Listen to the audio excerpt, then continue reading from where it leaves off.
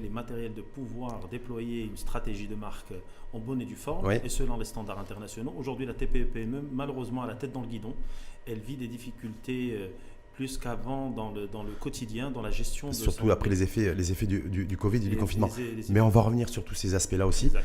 Effectivement, Adil Amnini, mais c'est dire actualité oblige, elle est dominée par la reconnaissance des États-Unis d'Amérique, pas du Sahara. Donc est-ce qu'il y a un enjeu de marque aussi là-dessus ou pas? Déjà, au niveau de l'association professionnelle des marques marocaines, on ne peut que se féliciter de ce pas de géant, je vais dire, par rapport à la cause numéro un, qui est celle, notre cause commune du Sahara. Deuxième élément, je voudrais juste, pour nos auditeurs ou nos spectateurs, téléspectateurs aujourd'hui, je voudrais juste relayer un fait historique. Les relations entre les États-Unis et le Maroc ne datent pas de la signature par le président Trump de cette reconnaissance de notre Sahara marocain, mais elles datent de 1777 où le Maroc, comme vous le savez bien, était le premier pays à avoir reconnu les États-Unis telles qu'elles sont dans leur forme actuelle. Mais ce qu'il faut aussi ne pas oublier, pour revenir à notre sujet d'actualité, c'est qu'en 2004 déjà, on était l'un des rares pays dans le monde, et je peux vous dire qu'on peut les compter sur les doigts d'une main, à avoir accès à ce qu'on appelle un FTA, un Free Trade Agreement. FTA. Le Ouais. Free Trade Agreement. Ouais. 2004, signature du FTA. 2006, ça rentrait en vigueur. Et avec des avantages douaniers très importants, avec des Ça, c'était échanges dans la bien- vague aussi de l'accord de libre-échange qui a été signé entre le Maroc et les États-Unis. Bien d'accord. Exactement. Ce FTA est très important et qui avait déjà ancré, comme je vous le dis, en 2004, la solidité des relations bilatérales entre les États-Unis et le Maroc dans le cadre d'un développement dans les deux sens, pas uniquement dans le sens des États-Unis vers le Maroc, mais aussi du Maroc vers les États-Unis. Qu'est-ce qu'on a bonifié depuis avec le FTA, sachant qu'aujourd'hui on a une nouvelle perspective de développement de relations commerciales avec les États-Unis? Celui de 2004, c'était il y a 16 ans. Exactement. Aujourd'hui, la bonification, elle s'est faite et quand on va aller analyser de façon très claire la balance des échanges économiques, ben on va voir qu'il y a un produit phare qui va sortir du lot et comme vous le savez certainement, c'est le phosphate. Mais ce n'est pas parce que les États-Unis ne sont pas réceptifs à nos produits, c'est parce que l'industrie et l'entreprise marocaine ne s'est pas adaptée à ce marché spécifique. Il ne faut pas oublier que le marché américain compte plus de 300 millions d'habitants et c'est un marché qui est très spécifique. C'est-à-dire qu'il y a des ethnies, il y a des comportements de consommation qui sont particuliers et aujourd'hui, les entreprises marocaines, en tout cas très peu d'entre elles, ont pu gérer cette transition, cette adaptation qui devait se faire pour aller attaquer ces marchés. Aujourd'hui, après la décision politique, parce qu'elle est politique avant tout, Oui. décret présidentiel de reconnaissance des provinces du Sud, donc du Sahara, étant marocain, est-ce qu'il y a un enjeu économique, un enjeu de marque derrière cette dimension purement politique ou pas? Moi, je pense que oui. Pourquoi? Parce qu'une marque est valable par rapport à un public. Aujourd'hui, si notre marque Maroc ne s'adapte pas au code de communication américain, au code de communication de ces différentes ethnies, comme je vous l'ai expliqué, qui constituent le peuple américain, qui, je vous le rappelle, ce n'est pas les 36 millions ou les 40 millions de Marocains, mais on parle de plus de 300, voire 330 millions d'habitants. Et des consommateurs en puissance d'ailleurs. De consommateurs. Et aujourd'hui, avec cet impact international. Donc il faut, oui... C'est quoi l'approche là? Parce que j'ai l'impression que nous, j'ai vu une première sortie de Moula Havila Alami, ministre de tutelle en charge du commerce et de l'industrie et de l'économie numérique, c'est se dire voilà, il y a une première industrie, une première usine, marque américaine, qui va s'implanter à Dakhla. Est-ce qu'il y a un enjeu d'implantation d'entreprises américaines chez nous au Maroc et dans les provinces du Sud, ou il y a un enjeu de production et d'exportation de produits vers les États-Unis? Parce que je ne voudrais pas, parce que vous voyez, j'ai l'impression qu'il y a deux tendances et deux fenêtres ouvertes. Exactement. Donc, Rachid, vous savez très bien qu'on est une association professionnelle, donc on représente plus ou moins la société civile. Donc, je ne vais pas rentrer dans des débats politiques. Non, mais pour vous, où est-ce qu'il faut aller voir? Ni dans les effets d'annonce. Moi, je pense que c'est un pas majeur pour l'image en général de notre pays. Le fait que cette cause soit une fois pour toutes réglée, que la reconnaissance de la première réglée par les Américains. Oui, parce que quand même, il ne faut pas oublier, loin des discours démagogues, il s'agit de la première puissance mondiale. Et aujourd'hui, être reconnu par cette première puissance mondiale nous donne quand même une certaine crédibilité sur les marchés internationaux. Je vous donne juste un fait, parce que parfois les faits sont plus plus éloquent que des paroles ou des commentaires de ou des politiciens. PowerPoint surtout. Exactement, des PowerPoint. Et vous savez très bien, cher Rachid, qu'on n'est pas de cet ADN. Aujourd'hui, regardez le rebond de la bourse de Casablanca, le jour de cette annonce. Regardez aujourd'hui cet optimisme ambiant qui est dans les sphères économiques marocaines. On voit déjà des perspectives d'évolution. Pourquoi ? Parce qu'aujourd'hui, pour pouvoir créer de la valeur, il faut créer de la confiance. C'est toujours le premier conseil qu'on nous donne aux entreprises que nous encadrons au niveau de l'association professionnelle des marques marocaines. On leur dit, il ne faut pas séduire avant de rassurer. Et aujourd'hui, je pense que le Maroc est en train de rassurer au niveau international, que cette assise et cette légitimité qui est donnée par quand même la première puissance mondiale, plus tous les autres pays qui vont suivre, parce que vous allez voir qu'il y a certainement des annonces des Anglais la semaine prochaine. On parle du Royaume-Uni. Bien sûr, mais est-ce que du coup c'est un enjeu et aussi un défi pour l'entreprise marocaine, qu'elle soit TPE, PME, PMI, parce que je me dis on a manqué un virage il y a une quinzaine d'années avec l'Union européenne sur la mise à niveau de la PME. Voilà, je crois savoir que les Américains ils ont un niveau d'exigence qui est quasi égal voire supérieur aux normes et réglementations européennes. Donc je me dis, voilà, effectivement, ça va être une opportunité, c'est un appel d'air, mais est-ce qu'on va être capable de saisir le message ? Cette opportunité, comme je vous l'ai dit, elle date pas de cette dernière annonce, elle date de 2004. En 2004, déjà, il fallait qu'on se mette aux normes par rapport aux normes d'exportation aux États-Unis. Je vous donne un simple exemple. Aujourd'hui, le FDA, je ne parle pas du FTA, mais du FDA, du Food and Drug Administration. Alors, cette Food and Drug Administration a une réglementation qui est draconienne. Elle est reconnue mondialement comme étant l'administration la plus à cheval sur ces normes. Pourquoi est-ce qu'on n'arrive pas à accéder à ce marché américain ? Justement, par méconnaissance linguistique. Excusez-moi du peu, parce que notre littérature est essentiellement francophone.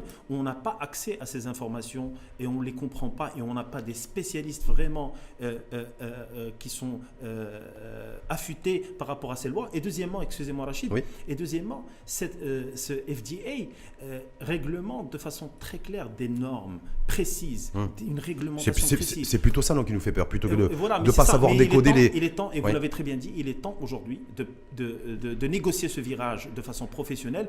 Écoutez, parfois il faut se faire mal pour pouvoir avancer. Aujourd'hui, on doit réellement mettre notre industrie marocaine, nos produits marocains aux normes FDA pour pouvoir avoir accès à ce marché. Sinon, même avec toute la bonne volonté politique, même avec toute la bonne volonté du monde, ou alors qu'est-ce qui risque de se passer ? Ça veut dire que des implantations d'entreprises américaines au Maroc, c'est ça qui risque peut-être de se parier en termes de scénario, qui vont produire au Maroc, qui vont bénéficier de l'exonération fiscale et qui vont exporter chez eux et avec une faible valeur ajoutée du coup chez nous. Exactement. Aujourd'hui, il est temps, encore une fois, de prendre son courage à deux mains et de dire qu'il y a des taux d'intégration qui seront imposés par le Maroc. Aujourd'hui, vous êtes les bienvenus. Le Maroc est un pays frère. Le Maroc est un pays d'investissement. Le Maroc est un pays libéral où l'investissement est libre et le rapatriement de ses dividendes aussi, mais à une seule et unique condition. Faites travailler des gens. Créer de la valeur locale, créer de la sous-traitance ou de la co-traitance locale, mettez en place un transfert de compétences qui est réel. Et deuxièmement, Vous pensez qu'on va imposer ça aux Américains et aux investisseurs américains ? Imposer n'est plus possible dans le monde actuel. Et vous le savez très bien, Rachid. Aujourd'hui, imposer, ce ne sont même plus des termes qui sont sur la table. Mais suggérer avec des arguments clairs. On a une population qui est formée, on a des opportunités, on a les ressources qu'il faut. Créons aujourd'hui un package qui est attractif et qui s'inscrit dans un win-win. Comme je vous l'ai dit... Mais ça serait quoi ? Ça serait des investisseurs et des capitaines d'industrie américains qui pourraient s'implanter, a priori, dans les provinces du Sud, c'est ce qui est annoncé. Mais en même temps, ça serait quoi ? Ils produiraient des produits maroco-marocains, maroco-américains, américains ? Le fait de produire sur le territoire local, avec un certain taux d'intégration, donne automatiquement le droit d'avoir le label Made in Morocco. Maintenant, le côté le plus intéressant... C'est quoi le niveau minimal de taux d'intégration qui doit être garanti pour avoir le Made in Morocco ? Parce que là, c'est très fleuve là-dessus. La littérature, effectivement, est très très vaste. Il y a des recommandations. Ce qui n'est pas normal d'ailleurs. Parce qu'il y a une différence entre les hard law et les soft law. Il y a des recommandations. On est toujours au stade de la recommandation aujourd'hui. Voilà. Il y a des recommandations au niveau de l'OMC. On parle d'un minimum de 30-35%. Dans certains pays, de 70%. En fait, c'est très large.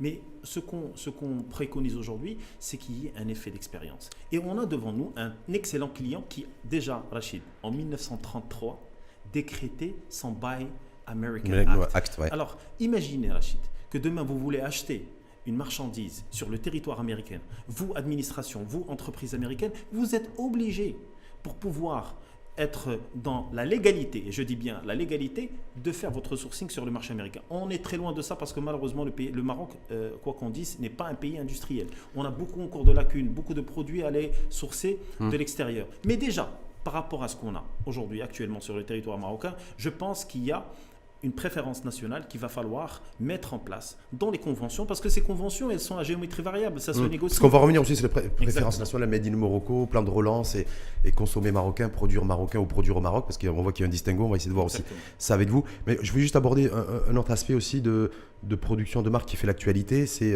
la campagne de vaccination. Alors je sais que vous n'êtes pas médecin, que vous n'êtes pas virologue, mais je me dis, est-ce qu'on n'a pas manqué un virage dans cette affaire de gestion de la pandémie au niveau de tout ce qui aurait pu être produit et qui aurait pu constituer aussi une marque marocaine, je sais pas si c'est être rêveur de dire voilà, on nous a dit qu'on allait avoir des respirateurs artificiels, des RT-PCR marocains et on n'a pas vu grand chose. Est-ce que là du coup c'était pas voilà, est-ce qu'on a vu on a vu des masques grand public, donc réactivité marocaine, mais on n'a pas vu grand chose. Est-ce qu'on n'a pas loupé un virage? Je pense que le virage n'a pas été loupé et sincèrement, pourquoi? Parce que ça n'a... Sincèrement, et vous souriez en même temps. Hein. Je souris, vous savez pourquoi? Parce que ça a ravivé le discours, enfin le dialogue sur le Made in Morocco. Ouais. Moi, je ne vois pas le côté vide du verre, mais le côté plein du verre. Et je dis qu'aujourd'hui, grâce à cette pandémie, le Made in Morocco, ce sujet de notre production, de notre souveraineté, parce que je parle bien de souveraineté de production nationale, a été mis sur la table, a été invité sur tous les plateaux et a été un sujet où on a débattu en long et en large. Maintenant, je dis bien on a débattu parce que les actions n'ont pas... Ça a duré, ce que vous dites pour le situer dans le temps, ça a duré 3 mois. Exact. Voilà, ça a duré de mars à juin. Exactement. Mais maintenant, parce qu'on était porté sur une vague qui était la production de masques. Parce qu'effectivement, il faut saluer celles et ceux qui ont réorienté leur appareil de production pour produire des masques grand public et pouvoir les exporter. On s'attendait à beaucoup d'autres choses. Exactement. Mais maintenant, comme vous me tendez la perche que je vais saisir, bien sûr, maintenant il y a une deuxième vague. Parce que comme dans les plans marketing, il y a des phases. Et la deuxième phase, elle est là. Je vous explique. Hier, j'entendais sur un média que les Algériens, nos frères algériens, étaient offusqués du fait que malgré leur partenariat stratégique avec la Chine, les laboratoires chinois avaient choisi le Maroc pour pouvoir produire leur vaccin et l'exporter vers l'Afrique. Aujourd'hui, pourquoi est-ce qu'on ne rassure pas cette industrie pharmaceutique qui est quand même une des industries les plus puissantes dans le monde sur le fait que le Maroc dispose d'infrastructures, de capacités nationales et de compétences de femmes et d'hommes marocains qui peuvent porter un projet aussi stratégique, non seulement pour le Maroc, mais pour le projet de produire. De la production, Vous savez mais aussi de la distribution, parce que dans tous les discours que j'entends, la logistique est le point clé, parce que figurez-vous, c'est Rachid, que ce transport de vaccins, surtout certains vaccins, surtout Moderna, va être beaucoup plus complexe qu'on le croit. Donc on va prouver au monde qu'on a la capacité de produire et qu'on a la capacité logistique. Sauf que la vraie valeur ajoutée, elle est où? Est-ce qu'elle est dans la production et dans la logistique ou simplement dans les laboratoires de recherche, comme ce couple turc qui a été en capacité de faire la trouvaille pour le laboratoire allemand BioNTech, laboratoire public, adossé au laboratoire mastodonte américain d'ailleurs, Pfizer, de trouver un vaccin efficace. Parce que, vous voyez ce que je veux dire, la valeur ajoutée, est-ce que c'est ensuite parce qu'on veut dire on va essayer de coproduire avec nous, ce qui risque de se passer d'ailleurs avec un laboratoire marocain connu et reconnu, qui est Sotema, a priori, pas dans un premier temps, mais dans un second temps. Mais se dire qu'en tout cas, la recette magique et la sucette magique, elle est chinoise, elle ne sera pas marocaine. Oui, mais parfois, on ne peut pas être sur tous les fronts. Non. Moi, je vous explique. Moi, je préfère déjà être dans la co-traitance ou dans la sous-traitance plutôt que de ne rien avoir. Ce qui est le cas de tous nos voisins. Aujourd'hui, le Maroc n'a jamais eu cette vocation d'être un hub mondial de la recherche scientifique. À moins que vous me dites... Non, mais il aurait pu l'être. Il aurait pu l'être, mais parce que vu la taille de l'industrie pharmaceutique chez nous, vu son historique, on aurait pu se positionner sur tout ce qui est recherche et développement biomédical et recherche fondamentale. On est bien d'accord. C'est Rachid, il faut avoir à un certain moment une certaine humilité et savoir ce qu'on vaut sur un marché international. Encore une fois, je rappelle les faits. On est 36 millions d'habitants. On est un pays qui n'est pas une puissance pétrolière ni une puissance mondiale. On aurait pu être une puissance intellectuelle régionale, une puissance en matière de recherche et de développement, parce qu'on n'a pas besoin d'avoir du pétrole et du gaz pour ça. Oui, mais malheureusement, on pourrait en débattre pendant des heures, Oui, mais mais- malheureusement, aujourd'hui, les faits historiques ont fait que cette élite destinée à la recherche, etc., a été orientée vers des stratégies d'immigration, de cerveau. C'est un autre débat. Je vais pas en faire le sujet principal de notre émission aujourd'hui. Mais qu'est-ce que je vous dis? Je vous dis aujourd'hui que la sous-traitance doit pouvoir être utilisée comme un atout pour attirer de nouveaux investisseurs. Je sais que les Indiens sont au portillon. Il y a un grand groupe qui est, je veux dire, 4e mondial, qui sont aujourd'hui en train de produire au niveau du Maroc. Certes, les matières premières sont importées, mais la production se fait sur le marché local. Aujourd'hui, ce qu'il faut savoir, c'est que avoir accès à ces nouveaux marchés, être dans les scopes, dans les petites cartes, de ces grands mastodontes, faire en sorte que le Maroc soit dans les radars. Bien sûr, mais il faut communiquer, il faut un marketing structuré par rapport à ça. C'est-à-dire aujourd'hui, crier haut et fort que le Maroc est producteur du vaccin Covid nous donne une exposition internationale. Tout le monde en parle. Aujourd'hui, un petit pays comme la Belgique, que je connais très bien, 10 millions d'habitants, est deuxième producteur de vaccins dans le monde. Petit pays, 10 millions d'habitants. Je ne sais pas si vous pouvez imaginer, mais aujourd'hui, on a une entreprise belge, pour ne pas la citer, Janssen, qui est là en co-branding avec Johnson & Johnson, qui produit des vaccins qui seront destinés à toute l'Europe. C'est extraordinaire. Pourquoi aujourd'hui un pays comme le nôtre n'irait pas communiquer sur un marché, je vais dire, sur un marché continental et territorial? Premier producteur de vaccins Covid dans la région MENA, premier producteur de vaccins Covid sur la région Afrique. C'est une campagne de communication qui ne mange pas de pain, comme on dit dans notre jargon terre à terre, mais qui peut donner une image très sérieuse à notre industrie. Sauf qu'il faut maîtriser tous les maillons de la chaîne. On est bien d'accord. Bien sûr. Mais alors aujourd'hui, on ne sait pas quand. Aujourd'hui, on est dans la sous-traitance, c'est-à-dire que si vous ramenez au Maroc une bonne formule, on est capable de la reproduire. Mais quand on est président de l'association marocaine des marques marocaines, on considère que toutes les entreprises qui font appel, qui ont un statut en tout cas de sous-traitant, ne sont pas éligibles au Made in Morocco. C'est ce que j'ai vu dans vos statuts. Non, pas forcément. C'est ce que j'ai vu dans vos statuts. Oui, mais donc je me dis, le laboratoire Sinopharm chinois ne peut pas être éligible au label Made in Morocco. On est bien d'accord. Mais c'est des raccourcis que je ne peux pas accepter pour la raison qu'à partir du moment où vous avez un RC basé au Maroc et à partir du moment où vous avez un taux de transformation ou d'intégration qui dépasse les normes internationales, c'est-à-dire 30 à 35%, vous êtes éligible à ce Made in Morocco. Et de toutes les façons, et comme je l'ai expliqué sur tous les médias aujourd'hui, le label est un choix. On n'est pas dans le cadre d'une loi. C'est comme la vaccination, c'est facultatif, c'est pas obligatoire. C'est un choix. Maintenant, ce choix est un choix de raison. Ce qui nous ramène à cette gouvernance au niveau de ces entreprises qui sont celles qui constituent 95% du tissu économique marocain. Ces entreprises n'ont pas conscience du fait de ces éléments. Qu'il y a la possibilité de pouvoir s'adosser à un label fort, à mettre en avant au côté sa norme d'origine pour pouvoir être mieux exposé à l'extérieur. Pourquoi? Tout simplement parce que notre marque Maroc n'est pas aujourd'hui portée. Je vous arrête, Adil Amni, je vais vous arrêter tout de suite parce qu'ici aujourd'hui au Maroc, malheureusement, beaucoup de nos chefs d'entreprise, qu'ils soient à tête de TPE ou des PME, ne s'intéressent qu'au marché un peu local, c'est-à-dire que je suis moi Rachid Alaoui, j'ai un produit que je fabrique à Casablanca, j'ai un client et mon gros client c'est Adil Amnini qui est à Oujda et je me contente de ça. Tout simplement. Et je n'ai pas besoin d'être adossé à un label Made in Morocco ou d'avoir une fenêtre ouverte sur l'extérieur parce que ce business-là me suffit. Nous sommes dans ce schéma-là qui est majoritaire. Je reprends le mot business que je vais réutiliser dans ce que j'appelle un business plan. Alors, beaucoup de gens, dans leur imaginaire ou dans leur culture ou dans leur niveau d'expérience, croient qu'une entreprise, c'est avant tout la mise en place d'un business plan et son déploiement au quotidien à travers une stratégie opérationnelle. Oui, c'est classique.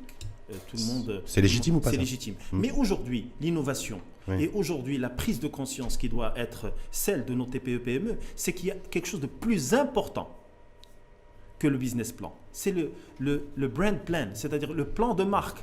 Quelle est l'identité que je veux donner à mon entreprise dans les 10-15 prochaines années? Quelle est la force qui va être portée par mon image? Quelle est la cible que je vais aller toucher avec ma marque et comment je peux adapter non seulement mon produit, ses spécificités, ses spécifications pour pouvoir aller chercher une performance sur un marché. Et in fine, je vous le dis de façon très claire et dans les yeux, aujourd'hui, ce n'est pas un marché de 36 millions d'habitants qui va faire que nos marques vont devenir des mastodontes, des champions. En tout cas, ou et devenir qui vont simplement aller- des marques. Voilà. Mais quand vous il dites- faut aller, prenons des exemples. Je donne des On, exemples on va, très concrets. on va aller là-dessus, Adil Amni. Mais aujourd'hui, conjoncture économique oblige, effet direct et indirect, pas du Covid, mais du confinement, qui est une décision politique. Je crois qu'il y a plus de 85% de nos entreprises qui ont été à l'arrêt pendant plus de 2 mois, 3 mois, on est bien d'accord, 3 mois. avec des effets aujourd'hui chiffrés. On parle de la hausse du taux de chômage, et du chômage des jeunes en particulier. Je ne sais pas si vous avez vu les derniers chiffres du HCP dans ce sens. Oui, On parle oui. aussi en matière au niveau microéconomique, aussi d'une croissance des faillites d'entreprises pour 2020, qui devrait se situer, on devait être à moins plus 16, plus 17 ou plus 18% par rapport à 2019. Donc, tiroir caisse des entreprises en difficulté, beaucoup de tensions sur les fonds propres. Est-ce que c'est le bon moment pour une entreprise de penser plan marque et avant de penser plan business et business plan Euh, par rapport au contexte actuel? mais le Après, on temps- parlera du court terme, hein, Voilà. mais sur le moyen terme, je veux dire. Mais sur le court terme, l'entreprise est confrontée à d'autres difficultés, à d'autres soucis, me semble-t-il, que d'essayer de conceptualiser les marques. Je sais pas. Justement, c'est ça l'erreur. Allez-y. C'est ça l'erreur, parce que toutes les révolutions, toutes les croissances à 2 chiffres se sont faites en temps de crise. Pourquoi? Parce qu'un business model a des limites. Et aujourd'hui, cette dogme de nos business models ne peut être transformé vers un modèle de performance qu'à travers une action très claire.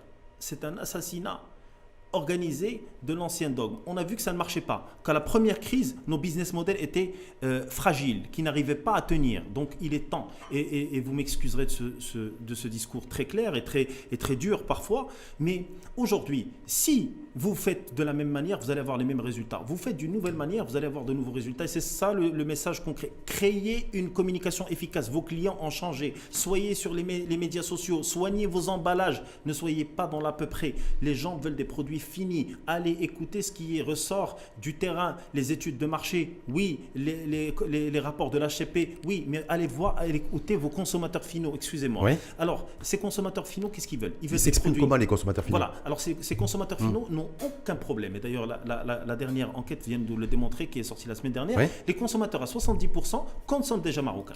Et là, on est bien clair. Maintenant, il ne faut pas aller chercher, à créer Juste un petit, Oui. parce que moi je suis, juste pour bien comprendre, parce que j'ai un petit cerveau, quand vous dites effectivement ce qui ressort dans cette étude la semaine dernière, c'est que 70% des Marocains consomment marocain. Oui. Est-ce que 70% des Marocains consomment marocain, 70% des Marocains consomment des produits fabriqués au Maroc? Parce que c'est différent. Oui, je suis Et je suis sûr que si on commence à creuser et à pousser un peu à mettre le scanner, on sera plus à 70%. On est bien d'accord, mais aujourd'hui, même en poussant justement ce microscope et en allant chercher l'information dans son détail, Ouais. chose qui n'est pas nécessaire aujourd'hui parce qu'on parle de tendance, aujourd'hui on perd du temps effectivement dans des petits détails alors que le gros du Non, parce que je me dis reste à faire ailleurs. 70% des Marocains consomment marocain. Oui, mais c'est Sauf une, que si on c'est une sauf- information mobilisatrice. Oui. Pourquoi? Parce qu'avant, on créait des échantillons, on va aller chercher une classe A, A+, B+.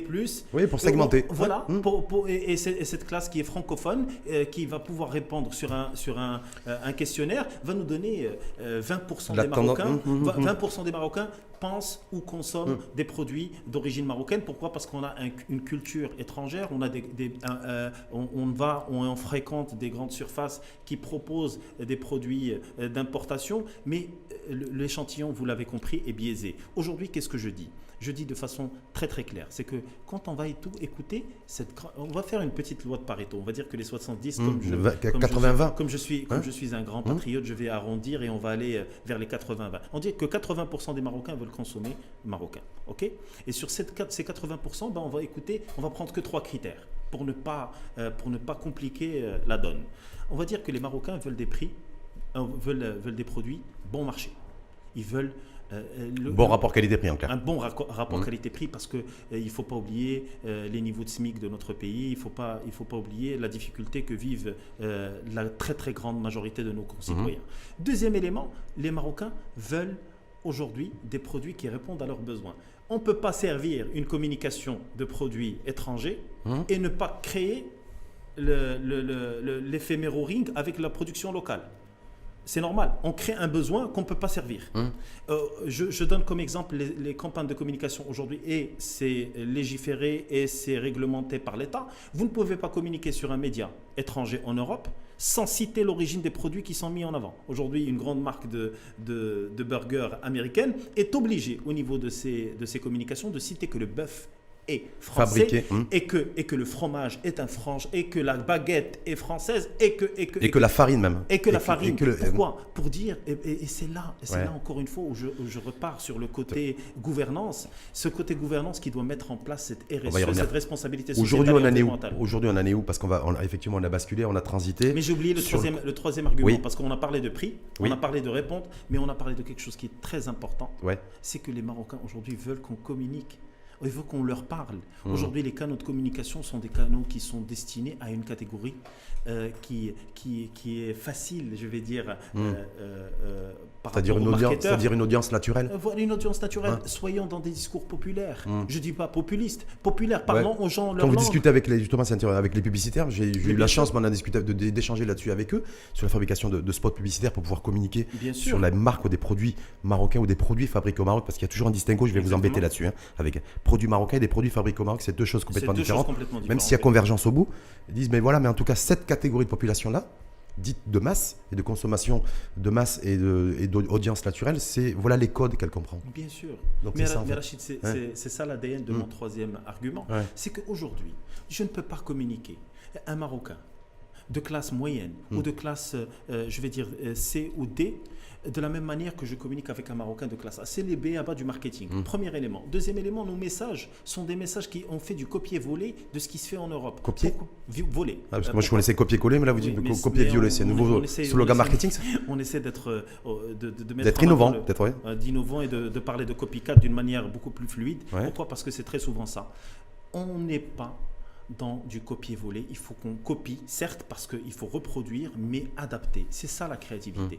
Les Marocains aujourd'hui, regardez la dernière campagne publicitaire d'une marque marocaine qui produit des huiles de table, et regardez l'originalité de ce spot. Et il est émouvant, il est touchant. On met en avant des valeurs humaines, on met en avant un produit marocain, on met en avant cette société Et là marocaine. on a fait un copier-coller là. Non, Du storytelling à l'américaine C'est pour vendre du- un produit ou du storytelling des agences, des grandes agences publicitaires mais européennes. le storytelling, il n'est pas américain, il est avant tout universel. Pourquoi? Parce que notre culture, c'est Rachid, elle est orale. On n'a jamais été dans les écrits. Donc on n'a pas fait de copier-voler, on a fait du copier-coller. On a fait du copier, innové, créé à la Made in Morocco. Voilà, donc moi je vais revenir sur le premier point, le meilleur rapport qualité-prix. On va essayer d'être très didactique avec vous. Adil Amini, est-ce qu'aujourd'hui on est en capacité de proposer aux Marocains, à part de leur dire, en agitant la fibre nationaliste et propagandiste, consommer marocain, consommer marocain, consommer marocain, qu'est-ce qu'on met derrière ça?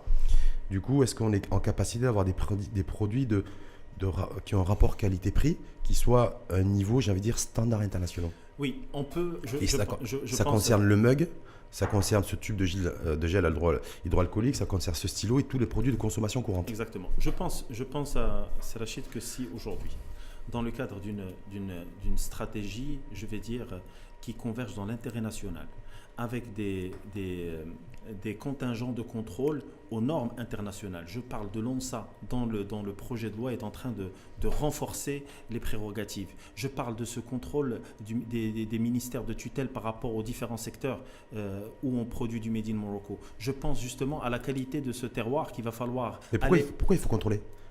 Les entreprises qui sont tournées à l'export chez nous, je parle sous votre couvert, Oui. quand elles exportent, et donc elles ont l'obligation de répondre à des réglementations Oui. et à des normes, il n'y a pas de souci particulier. Oui, mais Ou s'il y a souci, le produit est rejeté, on est bien d'accord. Voilà. Et c'est fait au Maroc. Oui, mais les Pourquoi sociétés les sociétés cette qui sont- exigence réglementaire de nos Voilà. opérateurs Mais marocains ne la respectent pas lorsque c'est le marché domestique Parce et les qu'il n'y a consommateurs pas- marocains? parce qu'il n'y a pas la réglementation existe, mais parce qu'il n'y a pas suffisamment de contrôle à ce niveau-là. Et ce n'est pas de mauvaise volonté, c'est faute de moyens. C'est pour ça que Les moyens humains. Parce que le contrôle, bien sûr, c'est pour les moyens contrôler. humains. Mais écoutez, pourquoi ne pas faire le comparatif avec la DGI? Pourquoi est-ce qu'on ne contrôle pas toutes les PME, PMI pour les TPE, PMI et on contrôle uniquement des grandes entreprises ou au PIF ou avec un système de sélection d'échantillonnage? Pourquoi? Parce qu'on n'a pas les effectifs. Parce qu'on pourrait Mais contrôler. avec la technologie aujourd'hui, on peut y arriver. Effectivement, oui. Mais c'est pour ça. Et c'est pour ça que l'un des projets majeurs qui sont portés par l'association professionnelle des marques marocaines, c'est la mise en place d'un code barre C'est pas compliqué ça. généralisé. On veut nous imposer un C'est QR facile. code avec la vaccination. On veut nous imposer un QR code avec la vaccination. A priori, hein. Donc je me dis, pour ce qu'on consomme aujourd'hui, ce qu'on mange, ce qui touche l'humain, Un QR code, c'est simple, non? Oui, mais Tous les paquets de biscuits, mais tous les merci produits ont des QR codes. Mais c'est Rachid, merci Ouais. beaucoup de le dire. Aujourd'hui, on est dans et c'est ça qui nous frustre un peu en tant que patriote. Je ne parle pas en tant que président de l'association professionnelle des marques marocaines, c'est que je vois qu'il y a des quick wins à aller chercher.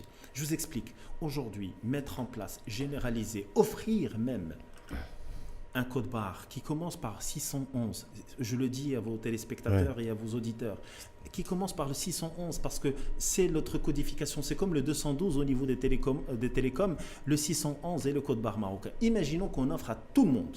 Et je vais pousser le bouchon beaucoup plus loin que vous l'imaginez.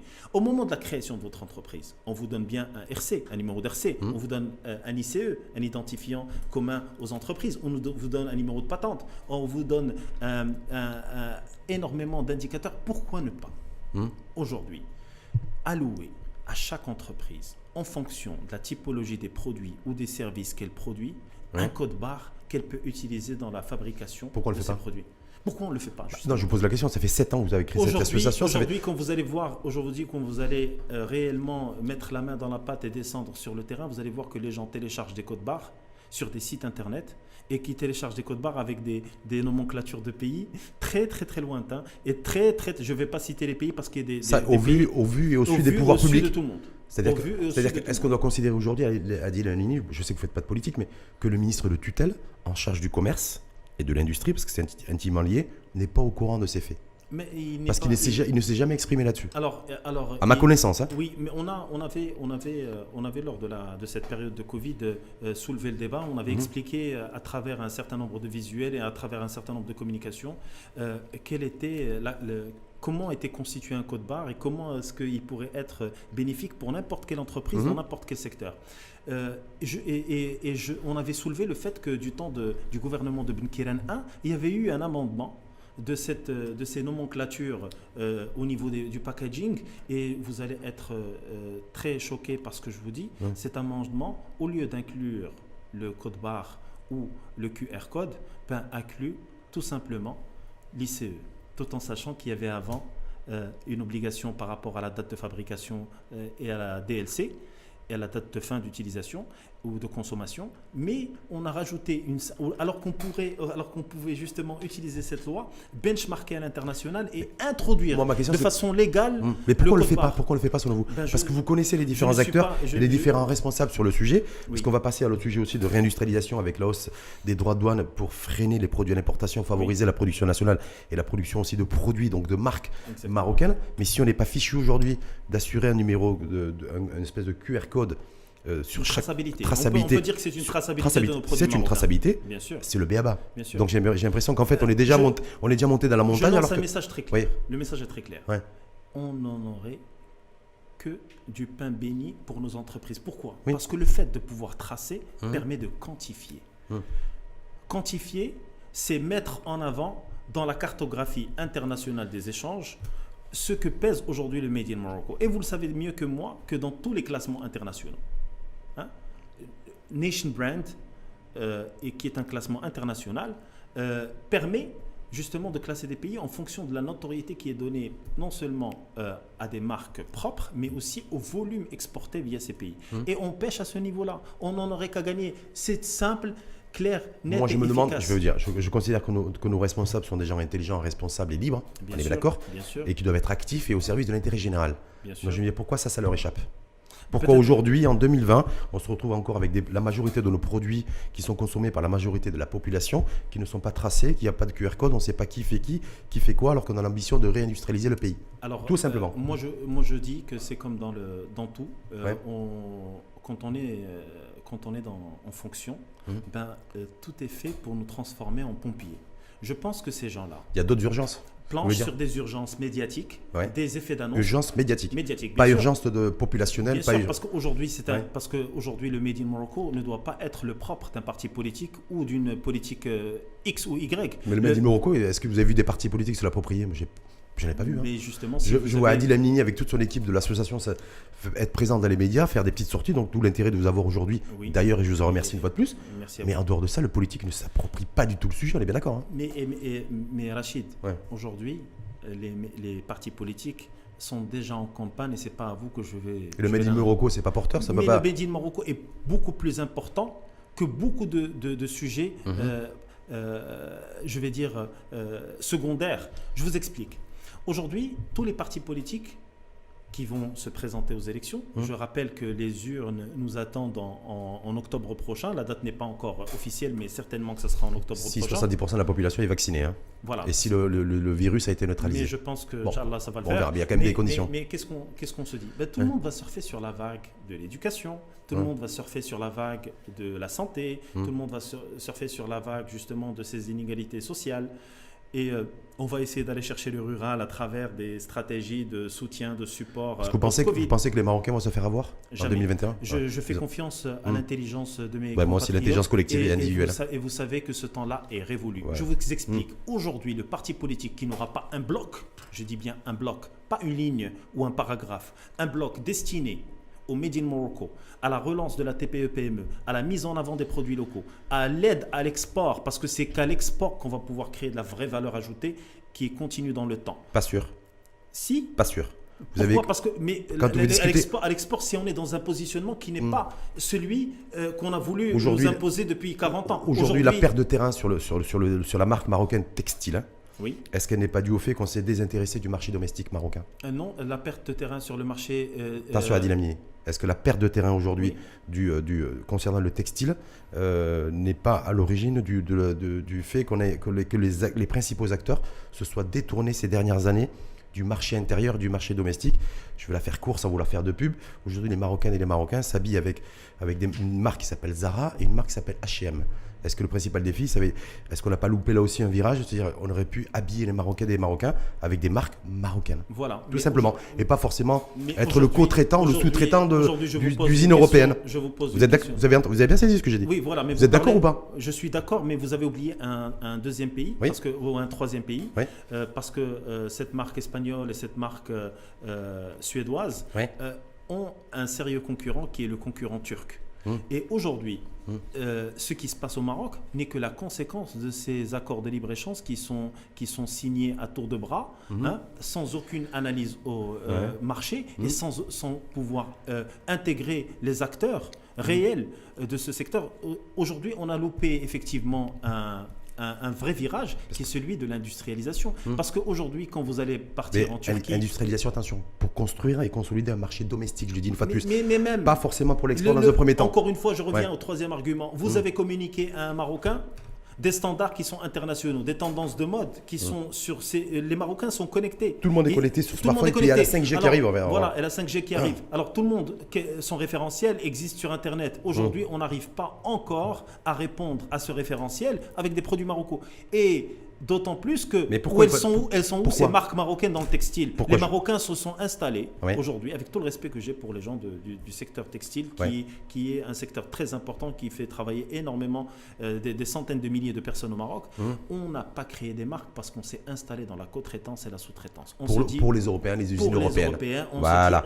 Donc on s'est installé dans un système de rente encouragé par les pouvoirs publics. C'est ça que ça veut dire. Exactement. Donc du coup, c'est pour ça qu'on n'a pas dégagé des marques marocaines. On s'est dit qu'on va aller travailler pour les Européens. Et qu'on a un avantage concurrentiel qui est celui de la logistique, parce qu'aller fabriquer en Chine, en transport, va coûter moins cher, et on s'est fait avoir à notre Et là, est-ce qu'avec la politique, la stratégie nationale de réindustrialisation, de produire plus et de favoriser la production nationale et le Made in Morocco, est-ce que cette fois-ci ça peut marcher ou pas?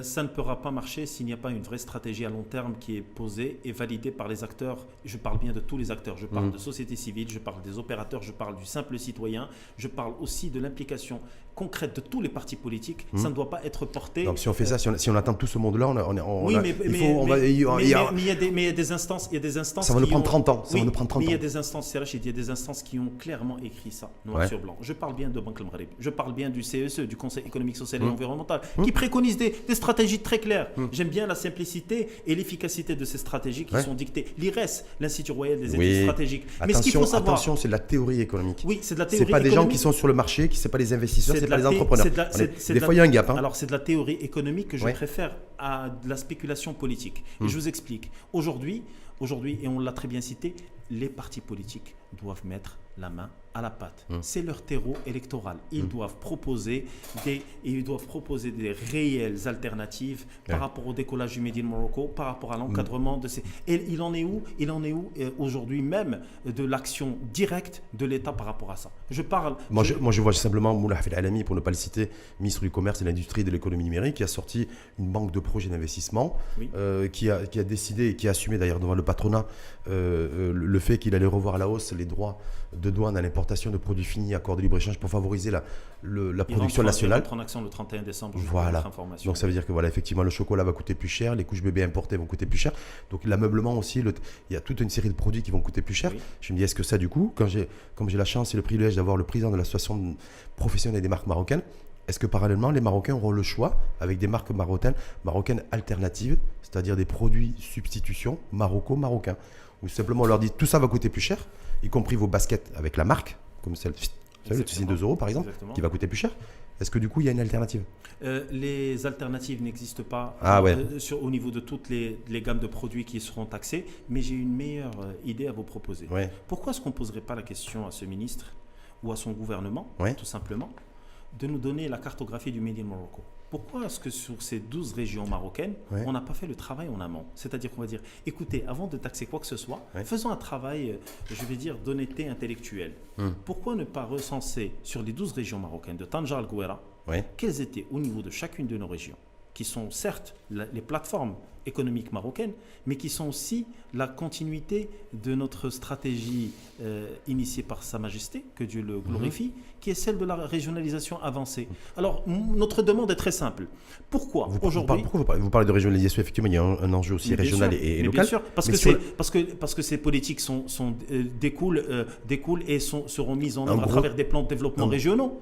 Ce n'est pas que Casa et Rabat qui doivent profiter de tout ça. Un gros tiers de l'activité et du PIB industriel est concentré sur 2-3 régions. Et aujourd'hui, on est en train de développer des régions dans le Sahara. Qu'est-ce qu'on a proposé au niveau du Sahara? Voilà, c'est ce qu'on a commencé. Qu'est-ce qu'on doit faire? Simplement, Adil Amini, aujourd'hui, on sait très bien que pour les Marocains et les Marocains, à partir du 1er janvier prochain, il y a une série de produits qui étaient jusque-là importés et qui vont coûter beaucoup plus cher. D'ailleurs, je ne sais pas si vous êtes adossé d'ailleurs à la Fédération du commerce de réseaux, qui ont crié, qui ont dénoncé le fait que de cette hausse des droits de douane, parce que ça allait impacter le prix final pour le consommateur. Exact. Voilà. Donc du coup, je me dis, moi, est-ce que le consommateur marocain va se retrouver avec une alternative ou pas en matière de produits et de marques marocaines à partir du 1er janvier Ou est-ce qu'une fois de plus, on a décidé pour lui, il va devoir passer à la caisse et se taire? C'est Rachid.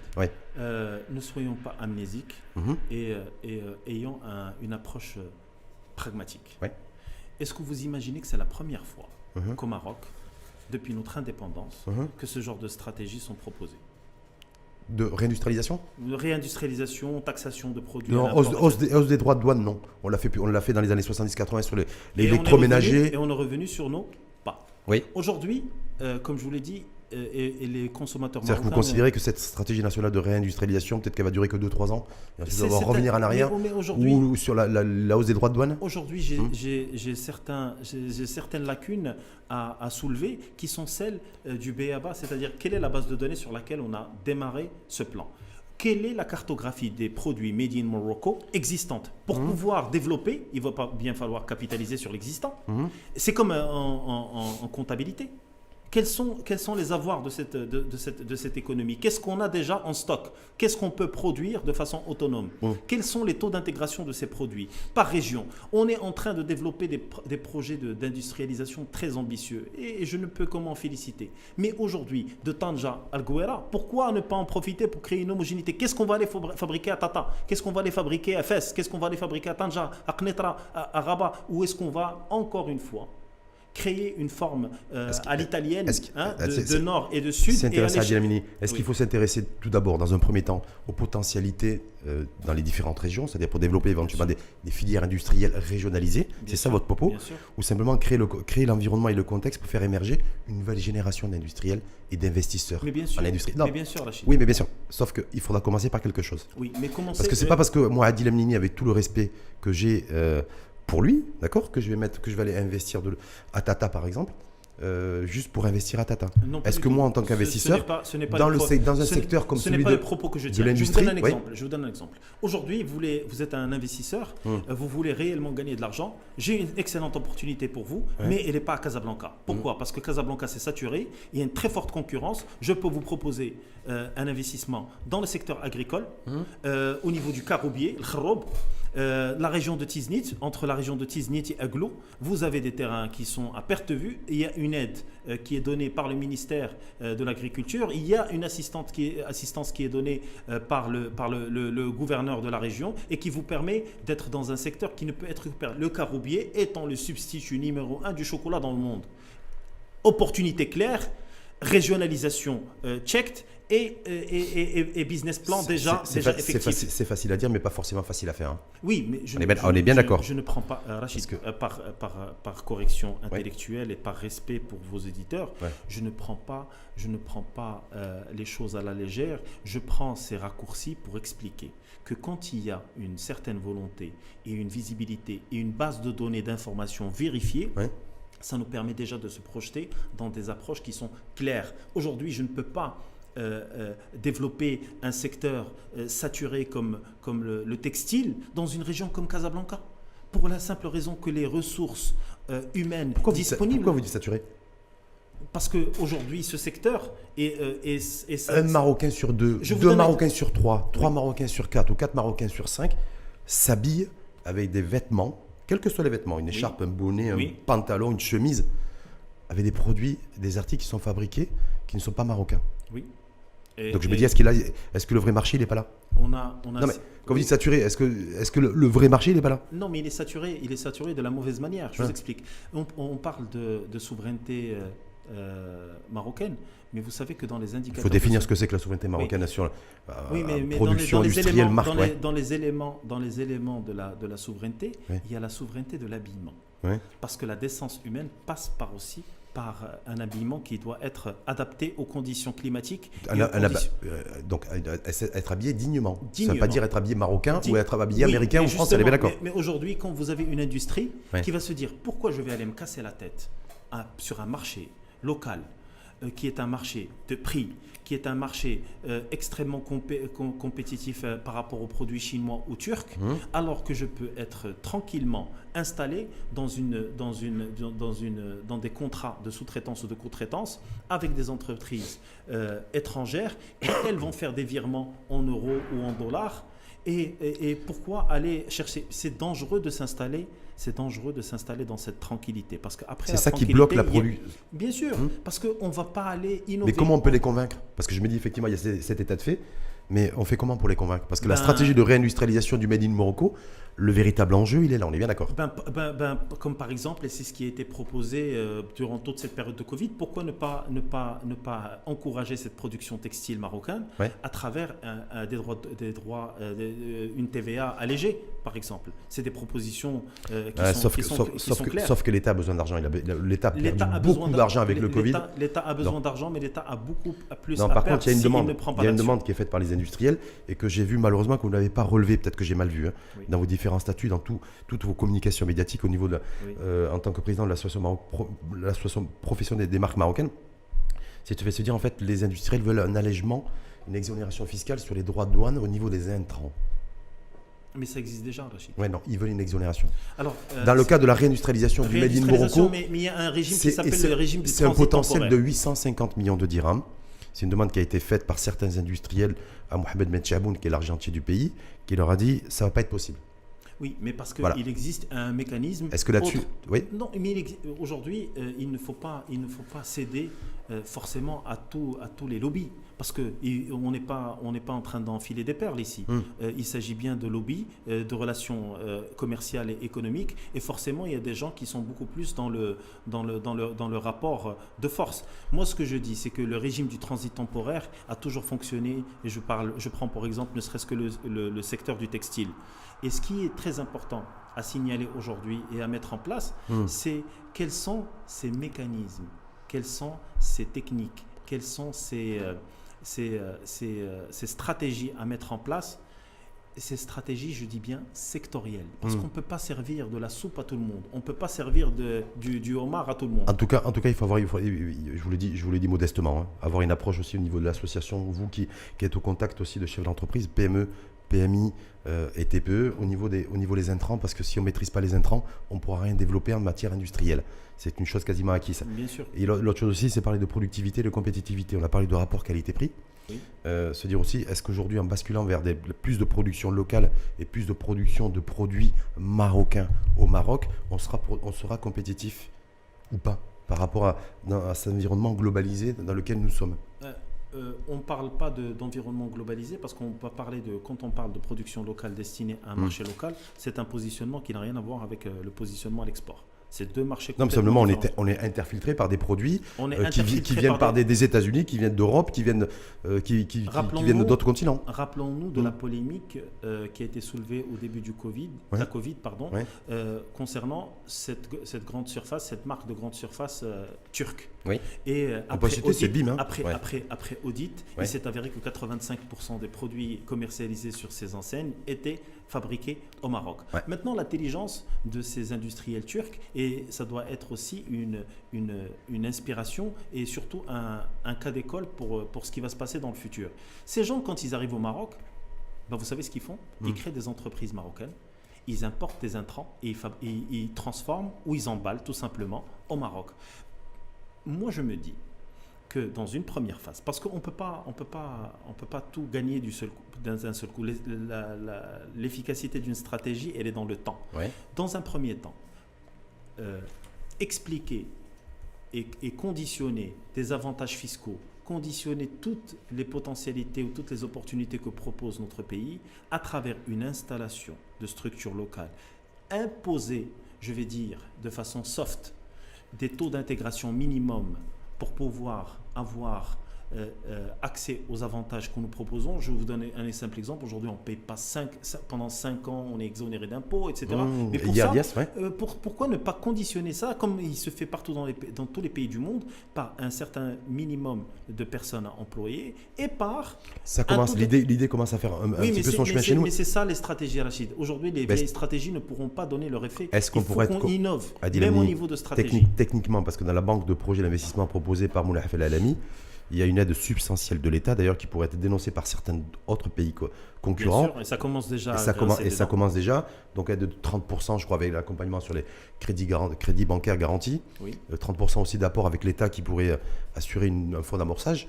Est-ce que là, pour vous, c'est la bonne stratégie ou pas pour produire de la marque marocaine compétitive? Moi, je suis quelqu'un d'extrêmement pragmatique et je vous dis qu'il y a un terme très important en économie qu'on m'a appris il y a très longtemps. Business is a good business. Et good, pour moi, c'est get out of debt. Sortez de vos dettes. Je ne peux pas conditionner l'évolution d'un business ou d'une structure en l'amorçant avec un endettement. Comment est-ce que possible dans n'importe quelle logique économique dans le monde? Comment est-ce qu'aujourd'hui, j'explique. C'est-à-dire en un entrepreneur, je vais te prêter déjà, sous moi État. Voilà, déjà, je vous donne une statistique. Non seulement au Maroc, mais partout dans le monde, vous avez sur 10 entreprises créées, 9 qui font faillite au cours des 3 premières années. Un taux de mortalité extrêmement élevé chez nous. Voilà. Alors aujourd'hui, avec la Covid, je vous laisse imaginer le pourcentage exponentiel qui va être appliqué à cette logique, premièrement. Deuxièmement, comment je peux aider un entrepreneur qui n'a pas fait ses preuves? Aujourd'hui, oui, à l'aide de l'État, oui, à l'amorçage, je suis tout à fait d'accord. Mais il faut déjà avoir fait ses preuves. Alors que là, on parle de business model qui, à la base, est fondé sur un accompagnement de l'État avec des taux d'endettement qui démarrent très très haut à partir du lancement d'un projet X ou Y. Est-ce que vous imaginez... Non, mais je me dis, quand l'État n'aide pas, on dénonce le fait que l'État tourne le dos aux entrepreneurs et à toute la dynamique pour avoir une économie via son entreprise et son chef d'entreprise. Et quand l'État décide, comme Moulay Hafel Alami, de mettre en place une banque de projets d'investissement, on dit non, c'est pas bon non plus, parce que dès le départ, il plombe l'endettement de l'entreprise et du chef d'entreprise. L'interventionnisme de l'État doit se faire au niveau législatif. Ouais. Il doit se faire, monsieur, au niveau de la mise en place de codes de gouvernance adaptés à ces TPE-PME.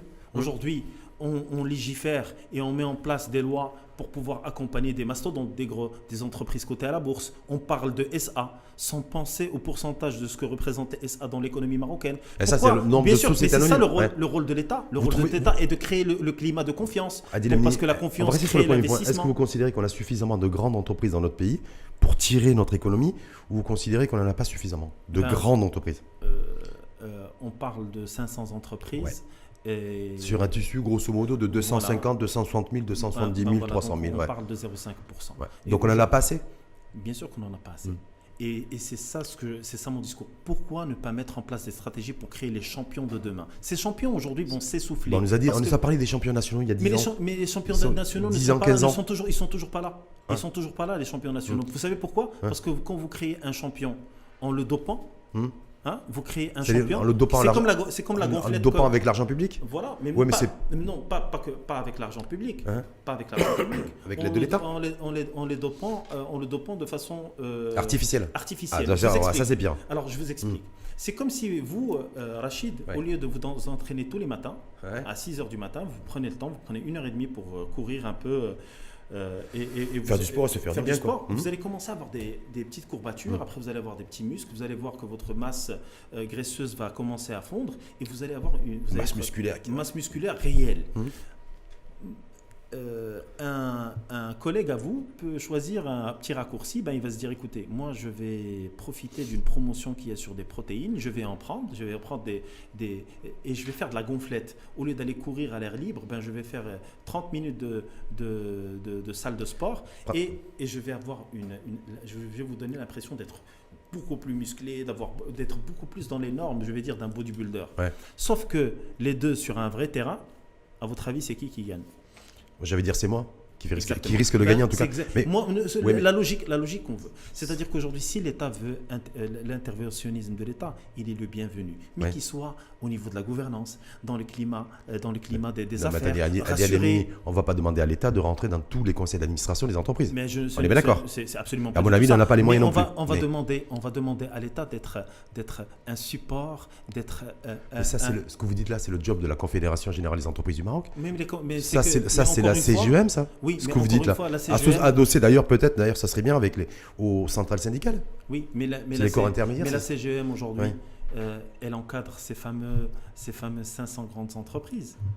Quid des 95% du Donc tissu économique on a toujours le même problème de représentativité de la PME. Bien sûr. Mais comment on fait? Et l'informel. Le dernier rapport du CESE explique de façon très claire que 66% de l'économie marocaine est informelle. 66%. 66. Donc ça veut dire que la véritable concurrence déloyale, pour expliquer aussi, pour justifier la hausse des droits de douane à l'importation des produits finis hors accord de libre-échange, c'est pas forcément ça qu'il fallait faire. C'est déjà protéger les opérateurs nationaux de la concurrence déloyale au Maroc. Les attirer. Si on doit capitaliser, c'est Rachid, sur quelque chose d'extrêmement important. Ouais. Vous voyez les aides qui ont été octroyées au niveau par l'État au moment des 3 premiers mois de la Covid. Oui. Pour pouvoir avoir accès à ces aides, il fallait s'identifier. C'est-à-dire que vous parlez de crédit d'Amen Oxygène? Non, même pas d'Amen Oxygène. Les indemnités Covid CNSS? Les indemnités Covid CNSS. Il fallait s'identifier. On a pu identifier énormément d'entreprises. Tout le monde a été identifié pratiquement. Tout le monde a été identifié. Pourquoi ne pas capitaliser sur cette base de données? On est dans l'ère du big data, on est dans l'ère de ce gouvernement, de cette administration qui se digitalise. Pourquoi ne pas aller travailler sur cette base de données et voir ce qu'on peut transférer? Parce que les gens veulent, je vous assure, Rachid, et je vous le dis sur vos antennes, les gens veulent complètement switcher vers le monde réel ou le monde visible. Pourquoi? Parce qu'on a vu que... Ceux qui sont à l'ombre aujourd'hui veulent passer à la lumière. Aujourd'hui, il y a une excellente nouvelle pour nos jeunes entrepreneurs. Aujourd'hui, quand vous êtes jeune entrepreneur, vous pouvez avoir une couverture à partir de 2021. Vous pouvez avoir accès à une couverture sociale, ce qui est extraordinaire. Vous imaginez le nombre de jeunes. Il suffit juste d'avoir une carte d'identité nationale, que vous soyez un commerçant ou que vous soyez un prestataire de service, pour que vous puissiez... On a haussé les taux. En présentant son quitus fiscal.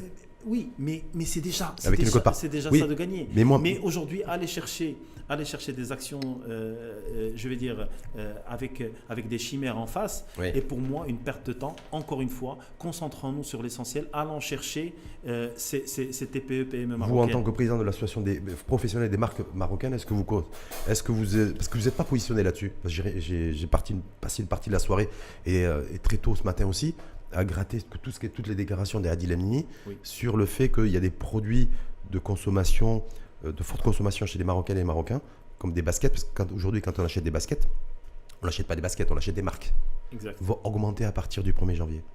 Vous n'êtes pas positionné là-dessus. Oui, mais aujourd'hui, Et très sincèrement, les yeux dans les yeux, Adil Amini, je ne trouve pas ça normal. oui, mais Je me dis qu'en tant que explique, président de cette association professionnelle Oui. sérieuse, ok, Oui. le fait qu'il y ait des produits de marque qui vont augmenter et, au détriment du portefeuille et du pouvoir d'achat des Marocains, votre association ne s'est pas prononcée et vous en tant que président non plus.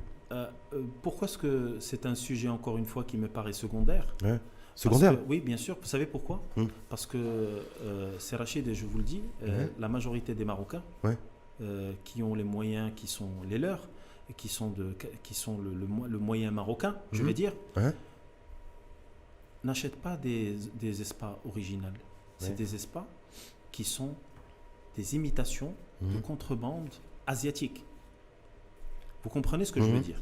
L'industrie de la chaussure au Maroc, elle existe. C'est une industrie structurée qui travaille, mais qui est dans la chaussure et qui est de la chaussure qui est encore une fois destinée à l'export. Je vois très bien ce que vous voulez Mais dire. Adil aujourd'hui, Amini. des Marocains qui Il y a vont plein- acheter des espas Oui. dont le prix moyen est à 1300 dirhams, Oui. Donc ça, il n'y a pas. Je peux Donc vous vous dire dites, mais qu'il y a une infime... ceux qui achetaient un infime ceux qui achetaient, je ne vais pas faire de la pub de population. marque, mais ceux qui achetaient des chaussures de marque, basket à 1300 dirhams, comme vous dites, si à partir du 1er janvier, Ils les les achètent paieront à 1360 dirhams, c'est pas... 1400 pour vous, ça ne vous pose pas de problème. Ça pose pas de problème. Par contre, il y a une autre réalité, c'est qu'on a vu des enseignes internationales s'installer au Maroc depuis ces dernières années Oui. et qui ont considérablement amélioré le niveau d'équipement aussi des ménages marocains. Bien sûr, Voilà, de pouvoir partir en camping en achetant une tente sympathique, bien pas sûr, trop cher, c'est-à-dire avoir Bien les sûr. mêmes droits à la consommation que des consommateurs européens. bien sûr. Et ça va coûter plus cher. Oui, mais, aussi. mais encore une fois, il faut savoir... Et ça, c'est pas des baskets à 1300 dirhams. oui, mais il faut savoir une seule chose, Ouais. c'est qu'on ne peut pas être sur tous les fronts, Rachid. Ouais. On peut pas faire des omelettes sans casser deux. Hum. Et aujourd'hui, la priorité à mon sens, c'est de se focaliser sur ce nation branding, sur cette marque Maroc et sa puissance, et mettre en Mais place elle est où l'arsenal. Elle est où la marque marocaine? Oui, mais parce qu'aujourd'hui, qu'est-ce qu'on Bah, fait? parce que- On prend des sujets annexes Oui. qu'on essaie de mettre en avant pour pouvoir cacher le vrai sujet. Le vrai sujet, c'est que il est où notre Buy Moroccan Act? Il est où la législation concernant ces marques marocaines? Aujourd'hui, je vous explique, si vous ne décidez pas de prendre un label qui est un choix, je le rappelle, comment vous faites pour pouvoir mettre un Made in Morocco? Qui vous contrôle quand vous mettez un Made in Morocco sur vos produits? Quel est l'arsenal juridique qui va suivre? Quelles sont les institutions? On a défendu depuis 7 ans aujourd'hui. Oui, depuis 7 ans. Laissez-moi, s'il vous plaît. Non, parce que je crois que vous avez fait fausse route peut-être depuis 7 ans. Oui. En fait, vous êtes intéressé à faire un focus sur les pouvoirs publics, mais vous n'êtes pas forcément intéressé au marché. Mais si. Parce que je me dis, si non. Mais puisque- c'est ce que demandent les doléances. Les doléances du marché sont très claires. Le marché existe et il Non, mais pour existera. le structurer, le marché. Le marché nous dit, écoutez, si demain on veut se mettre en conformité, Ouais. simplifiez-nous la procédure. Et cette procédure, ce n'est pas moi, au niveau de l'association professionnelle des marques marocaines, qui vais le faire. La procédure, elle doit Ça être, doit elle doit être fait être par qui, régie. ça Oui, mais elle doit être par le pouvoir législatif. Ça doit être une loi. Parce qu'aujourd'hui... Mais vous avez eu des échanges avec je sais pas, avec Moulay Alami, avec le chef de gouvernement, avec en tout cas les ministres responsables de ce Made in Morocco directement ou indirectement. Aujourd'hui, ces responsables Oui. estiment que la place de la société civile Oui. n'est pas à leur conseil, ce que je peux respecter, mais je vous dis d'aller voir un peu ce qui se fait et de benchmarker un peu ce qui se fait à l'international. C'est pas uniquement l'association professionnelle des marques marocaines qu'il faut voir, mais c'est aussi l'association des consommateurs. C'est-à-dire qu'on a décidé d'augmenter les droits de douane à l'import sur les produits finis hors accord de libre-échange sans s'intéresser sur l'offre marocaine marque. Mais bien sûr. De près, c'est ça. Je vous dis C'est ce il que faut vous êtes en train de dire. Bien sûr, donnez-moi aujourd'hui cette cartographie Made in Morocco. Ah. Parce qu'aujourd'hui, un ministère comme celui du ministère de l'Industrie ou le ministère de l'Intérieur ou autre ministre doit pouvoir me fournir, moi, investisseur, de Tanja Al Ghouera, c'est-à-dire au niveau des 12 régions marocaines, qu'est-ce qui est la nomenclature exacte de ce qui est produit au niveau de la région. Pourquoi? Parce que ça doit être la base constituante d'un plan de développement régional, du PDR. Je ne peux pas venir développer une région sans en développer le potentiel. Je ne peux pas promouvoir une production dans une région si je n'ai pas les capacités de production et les ressources humaines qui peuvent suivre. C'est ça le vrai discours. Les entreprises marocaines, elles s'en sortent. Aujourd'hui, elles font de leur mieux. Elles sont résilientes. Il y en a celles qui vont faire faillite, celles qui vont se faire de l'argent. Mais elles sont résilientes par nature parce que l'entrepreneur est résilient. L'administration aujourd'hui surfe sur des vagues, joue aux pompiers et ne veut pas s'attaquer au corps de métier, ce que je peux comprendre. Et c'est pour ça que l'une de nos revendications numéro 1, c'est de créer une agence Made in Morocco qui soit indépendante de ces partis politiques. Parce qu'aujourd'hui, on a un ministre d'un certain parti politique. Mais imaginons que demain, on a un autre ministre qui vient d'une autre idéologie qui dit « Ah, tout ce qui a été dit avant n'est pas bon ». Et quelle est la conséquence numéro 1? C'est l'image de notre pays, c'est l'image de nos marques. Si on change de géographie, pour donner un peu plus de latitude d'ailleurs à notre débat, Adil Amini, c'est que tout autour de nous, je crois, ne serait-ce que notre continent qui est face à nous, c'est-à-dire l'Union européenne, il y a transition économique, transition écologique, l'empreinte carbone qui va être réduite, il y a toute une dynamique de fond en fait, qui est en train de s'opérer. Nous, à la fois, on veut réindustrialiser le pays, à la fois, on veut développer des marques marocaines, mais en même temps, est-ce qu'on va être en capacité de pouvoir converser avec ces personnes-là et puis pouvoir tenir la dragée haute aussi en matière de business, production industrielle d'un côté, mais production propre pour consommer sain. Voilà. Parce que c'est l'enjeu du moment. Excellente question. Ah bon excellente. C'est une excellente question. Pourquoi? Parce que vous avez touché au nerf de la guerre. Vous savez, on a parlé de 1933, de ce Buy American Act. L'Europe a son Buy European Act. Oui. Et vous savez que ils sont en train de travailler fortement là-dessus pour le renforcer. Alors, pour renforcer, mais pas le renforcer, mais pour le blinder. Oui. Alors, qu'est-ce qui va se passer? Aujourd'hui, pour parler avec un Buy European Act, il faut un Buy Moroccan Act. Vous comprenez pourquoi est-ce que je mets l'accent sur le côté législatif? Il est où notre arsenal juridique aujourd'hui avec lequel, parce que quand vous allez négocier avec l'Union européenne, vous ne négociez pas avec des marques, vous négociez avec des textes de loi, avec des propositions, avec des protocoles d'accord. Il est où aujourd'hui notre arsenal avec lequel on va aller se battre? Je vous donne un simple exemple. La responsabilité sociétale et environnementale, la RSE, imposée au niveau de ce Buy European Act, est un bloc majeur. On a parlé... Qui se traduit comment et par quoi? C'est intéressant de parler de ça. Oui, être responsable. Donc, c'est-à-dire qu'une entreprise européenne qui a un client au Maroc, si ce client ne déclare pas ses salariés à la CNSS, s'il n'a pas son quitus fiscal, la responsabilité pénale du chef d'entreprise européen peut être engagé. Mais bien sûr. Donc ça veut dire qu'il ne pourra pas... Voilà. C'est ça. C'est pour ça que je vous dis qu'en matière de loi, il faut créer les parallèles. Urgence numéro 1, et je vous le dis... Plus que de créer des marques. Oui, bien sûr, je vous le dis, sur vos antennes. Juridiques, il y a une loi qui s'appelle la loi 2019 qui, elle, régit je vais dire la gouvernance au niveau de la SA. Une date de promulgation de cette loi extrêmement symbolique. On parle du 24 avril 2020.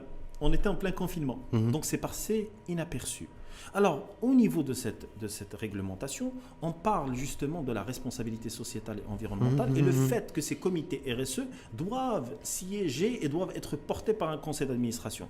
Prenons cet exemple et je vais dire, simplifions-le pour la PME-PMI marocaine. Une entreprise qui aujourd'hui ne sera pas dans les normes d'une charte RSE européenne ne pourra pas exporter. Point barre. Et aujourd'hui, qu'est-ce qu'on parle de ça avec une échéance 2022. Hein, et bien sûr. Et pourquoi est-ce qu'aujourd'hui, on n'entend pas des messages qui sont très clairs? Rappelons-nous les derniers discours de Sa Majesté, on parle de cette transition énergétique. On essaie d'expliquer aux entreprises marocaines que si demain, elles n'arrivent pas à prouver leur utilisation d'énergie verte dans leur process de production, le respect total et inconditionné de la dignité humaine à travers la déclaration à la CNSS, la non-mise en place d'un système de gouvernance, parce qu'aujourd'hui, pour montrer patte blanche, il faut montrer un organigramme, montrer qu'il y a des instances de gouvernance. Pourquoi est-ce qu'on a renforcé cette loi à ce moment-là? Un seul bilan aussi, hein. Un seul bilan comptable de l'entreprise. Bien sûr, le bilan aujourd'hui, vous savez, aujourd'hui au Maroc, on se nargue, on se taquine en disant que les entreprises marocaines ont 3 bilans, un pour la banque. C'est ce qu'a dit le patron de la Banque centrale il y a une quinzaine de jours. Je peux vous confirmer que c'est une vérité, parce qu'on a un bilan pour la banque, on a un bilan pour l'entreprise et un bilan pour le fisc. L'enjeu de demain, en fait, c'est on a décidé de réindustrialiser le pays comme d'élargir une stratégie nationale, de mettre en place du protectionnisme, donc freiner un maximum de produits importés, produits finis en dehors des accords de libre-échange, Et en même temps, il y a nos partenaires, parce que l'Europe, c'est 70% pratiquement de nos échanges commerciaux, qui dit demain, si une entreprise n'est pas citoyenne, qui ne déclare pas ses salariés à la CNSS et n'a pas son quitus fiscal, je ne pourrai plus travailler avec. Oui. Donc ça veut dire que est-ce que l'enjeu aujourd'hui de la création de marque, il n'est pas secondaire par rapport à celui-ci, qui va être une question de survie pour l'entreprise? Prenons de la hauteur. Quels sont les 2 pays sous embargo international aujourd'hui? L'Iran. L'Iran est là, Corée du Nord. D'accord. Donc sur tous les pays du monde, il y en a 2 qui sont réellement impactés par cette... Là, il y a pour des raisons politiques. Hein. Des raisons politiques. Ouais. Donc pour des raisons économiques, il y en a très peu dans le monde qui subissent justement cet élan de protectionnisme. Pourquoi? Parce que j'ai l'honneur de... Les barrières non tarifaires, il y a les États aussi. J'ai l'honneur de vous annoncer que le GATT a été signé à Marrakech, GATT créé en l'OMC et qu'on est signé... C'est en 94, ça. 94 déjà, et qu'on est signataire de ces accords de l'OMC. Qui puisait qu'on a généré, qu'on est signataire qu'on a hosté la COP 22. Donc aujourd'hui, on a un certain nombre d'indicateurs qui nous montrent que ce protectionnisme dans le monde actuel n'est qu'une sorte de diversion, ponctuellement. Une sorte de diversion qui va être inscrite dans des agendas politiques pour créer des débats et pour remplir la place publique. La réalité des choses, c'est que la compétitivité de notre tissu économique, de nos entreprises... Sur la base d'une production industrielle propre, c'est ça le véritable enjeu. Je me dis, est-ce qu'on va pouvoir fabriquer des marques marocaines propres? C'est Rachid. Marques marocaines propres. On n'est pas un pays industriel. S'il vous plaît, notre référentiel est européen, certes, mais on n'est pas un pays industrialisé. On est quoi, un pays de service? On est un pays de prestation de services. On a toujours été commerçant. Allons chercher notre référentiel dans notre histoire. Elle est extraordinaire. On ne la met pas assez en avant, mais elle est extraordinaire. On est un pays de commerçants. On a toujours été dans le commerce. On a essayé 25 stratégies d'industrialisation qui ont certes donné l'émergence de 2, 3 ou 4 secteurs, mais ce n'est pas ça qui a fait l'économie marocaine. Est-ce qu'on ne peut pas se positionner sur un segment des produits bio?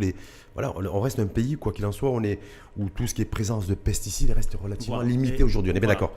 On peut encore manger de la tomate. Aujourd'hui, on nous demande... À peu près, sauf quand il y a une demande à l'export qui est très forte. Et donc, du coup, on a une tomate sur les marchés domestiques de qualité qui n'est pas très importante. Mais globalement, on a une tomate qui est de qualité, goûteuse. Voilà. Est-ce qu'on ne peut pas développer... On a des agrumes qui se positionnent sur l'international. Est-ce qu'il y a des filières industrielles aussi de marques marocaines à développer ou pas? On se dit au niveau de l'association professionnelle des marques marocaines qu'aujourd'hui, l'évolution des marchés, je ne parle pas du marché européen qui est un marché de coûts, encore une fois. On est sur des accords qui sont pénalisants par rapport à notre économie marocaine. Il faut aller sur des marchés de niche. Aujourd'hui, le marché de niche peut représenter. C'est-à-dire économie solidaire, produits du terroir. Aujourd'hui, les gens en demandent. Et il faut leur servir cette histoire. C'est pour ça que je vous dis que que le business plan marque doit être beaucoup plus intéressant que le business plan financier. Pourquoi? Parce que créer l'imaginaire, l'environnement de cette marque, aller expliquer que c'est une production faite dans le respect et la dignité de personnes habitant dans des contrées lointaines, selon des rituels millénaires, parler de cette histoire marocaine, de montrer des visages de femmes et d'hommes qui ont produit. Il faut qu'on ait un marketing multisensoriel parce que c'est comme ça qu'on vend en 2020. Mais en même temps, on s'éloigne de la compétitivité et de la productivité. On est bien d'accord que ça aura peu d'impact sur le PIB. Sur le produit de niche. Mais ça peut permettre de développer les territoires. Voilà, sur le produit de niche, le produit de niche est un cas d'école et on a des références internationales qui le montrent. Regardez aujourd'hui l'Italie. Regardez aujourd'hui l'Espagne. Regardez aujourd'hui la Chine. La Chine a démarré avec sa production locale pour aller vers l'export. Aujourd'hui, la Chine exporte par surplus. Nous, on a fait l'inverse. Hein. C'est que nous, on vient de se rendre compte, on s'est gratté la tête aujourd'hui. C'est pas grave. Mais aujourd'hui, si on se rend compte que notre stratégie n'était pas bonne, il est temps de la changer. Si aujourd'hui on capitalise sur des produits de niche marocains et qu'on les market de façon adapté à nos marchés cibles, parce qu'on ne communique pas avec des Allemands comme on communique avec des Canadiens ou comme on communique avec des Australiens ou avec des Sud-Africains. Il faut qu'on ait cette capacité d'adaptation, il faut que nos stratégies soient à géométrie variable, il faut qu'on soit réellement à l'écoute de nos clients. Comme je vous l'ai dit au départ de notre émission, il faut rassurer avant de séduire. Nous, qu'est-ce qu'on fait? On séduit. à la stratégie des marchands de tapis, avec tout le respect que j'ai pour la filière de tapis qui excelle en ce moment. Mais je dis qu'il faut être rassuré, expliquer que ce n'est pas né de la dernière pluie, mais que c'est millénaire. On a énormément d'histoires, Rachid, à raconter. Non, sauf qu'on est bien d'accord, on raconte pas des histoires, mais fait pas des histoires pour raconter des histoires, mais on raconte des histoires derrière un produit, et derrière un produit qui va constituer une marque marocaine. Exactement. Sauf qu'effectivement, on n'aura pas un fort impact au niveau du PIB. Mais ça, il faut l'assumer aussi. Donc ma question aujourd'hui, c'est de dire aujourd'hui, on rentre dans l'ère de l'innovation technologique. On parle de la 5G aujourd'hui. Apparemment, les Chinois seraient sur la 6G. Je ne sais pas si vous avez l'info. Oui, il y a déjà en test en Corée du Sud. Déjà en test, voilà, en Corée du Sud. Bref, en tout cas, les choses se précisent. On voit bien que les populations aujourd'hui et le monde post-Covid, c'est produire proprement et manger sainement. C'est-à-dire que les populations à travers le monde aujourd'hui veulent manger sainement, avoir une traçabilité, ce que vous disiez d'ailleurs avec le QR code, savoir d'où vient le sel, d'où vient la farine, d'où viennent tous les produits en fait qui ont permis de fabriquer un produit. Est-ce que cela aussi c'est un défi qui est devant nous et auquel en fait on est complètement largué ou pas? On n'est pas complètement largué, et heureusement, Rachid, parce que nos consommateurs marocains ne sont pas aussi dupes qu'on le croit. Ah non, mais oui, ça, oui, complètement, on est d'accord là-dessus. Aujourd'hui, en partant encore une fois de notre vécu au Maroc pour aller vers l'étranger. N'essayons pas à chaque fois de nous comparer à des pays qui nous égalent ni en industrialisation, ni en population, ni en culture. Partons de notre Maroc. Aujourd'hui, les Marocains sont conscients, et d'ailleurs vous allez voir, même au niveau des habitudes de consommation, que demain, un virus peut débarquer de nulle part. À tout moment. Complètement. On est dans un monde VUCA. Ce monde VUCA, c'est quoi? Il est volatile, il est incertain, il est complexe, il est ambigu. C'est-à-dire qu'on est aujourd'hui dans une économie qui est complètement chamboulée par des paramètres qu'on ne maîtrise pas. Et les Marocains vont devenir de plus en plus prudents et vont aller chercher beaucoup plus de sécurité ou d'assurance dans des produits qu'ils maîtrisent, qui sont sur le marché. On sait qu'aujourd'hui, au niveau du Maroc, on n'aura pas de problème au niveau des légumes. Dieu merci, qu'on a une autosuffisance en matière de viande. On a la possibilité de pouvoir aujourd'hui avoir son pain 1 dirham 20.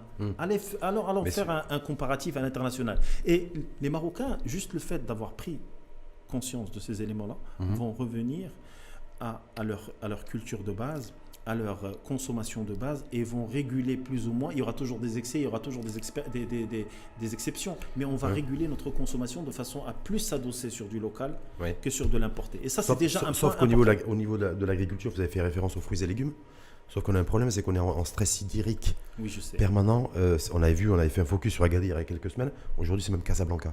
Exactement. Donc, continuer la culture de fruits et légumes comme on le fait aujourd'hui, ça sera plus possible dans les prochaines années. Oui, mais voilà. Donc, de me dire l'autosuffisance en matière de carottes et de pommes de terre, je veux bien, même s'il y a beaucoup d'intrants qui viennent de l'étranger, pour la tomate et pour la pomme de terre, entre autres. Mais de me dire, voilà, aujourd'hui, on rentre dans une ère de virus, mais aujourd'hui, de produire sainement, protection de la nature et protection de l'environnement est devenu pas facultatif, une obligation. Je vais vous donner un simple exemple.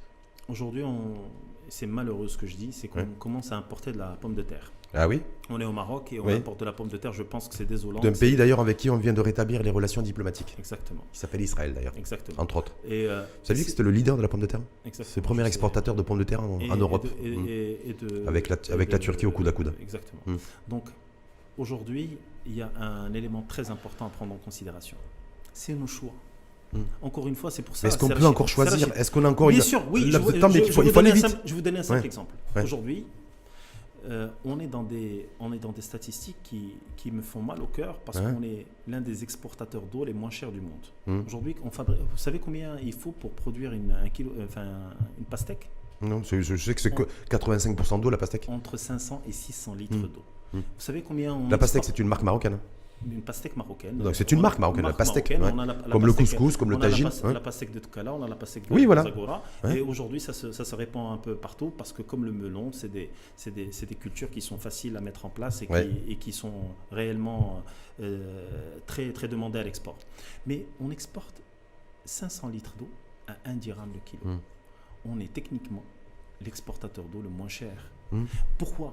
Parce que les choix au niveau de la stratégie agricole, parce que ce qu'il faut savoir, c'est que ces plantations sont subventionnées. Vous avez l'irrigation qui est subventionnée, vous avez des puits qui sont subventionnés, vous avez des plaques d'énergie solaire qui sont subventionnées, vous avez des engrais qui sont subventionnés, vous avez une fiscalité zéro qui est subventionnée, vous avez un SMAG.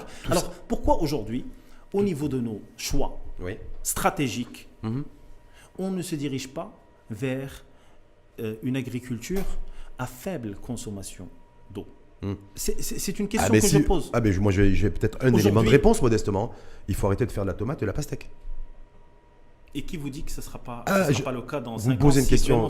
La logique et le bon sens voudrait qu'on arrête, on se détourne de la production de tomates et de pastèques puisque c'est un gros absorbateur d'eau. Aujourd'hui, on connaît la crise ou le stress hydrique le plus important depuis 1982. Jamais le Maroc a connu une crise aussi importante, mais on n'en parle pas.